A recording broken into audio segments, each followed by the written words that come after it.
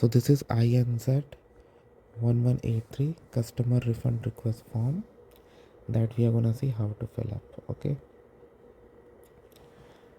so section A is about the applicant information: name, date of birth, postal address, email, phone number. Client number is also there, and you should put it out down so that they find out who you are. Application number, and if you have filed an EOI, registration number. Okay, signature date, information about the fee paid, name of person or business who paid the fee, so you know this, right? Date paid.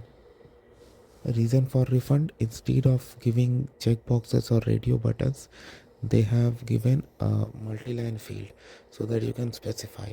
So be very clear and be very polite. This is what I would say.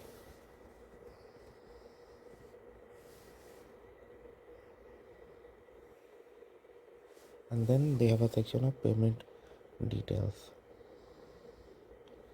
At the end we have office use only, so don't go for that. Now there's a checklist. If you see checklist, there are check boxes on left and right.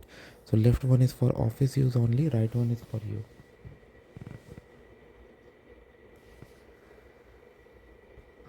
So make sure you attach all of that, and then you can apply to get a refund. So I hope you like this video. Again, I would like to clarify, neither I'm an immigration consultant nor I'm a government body.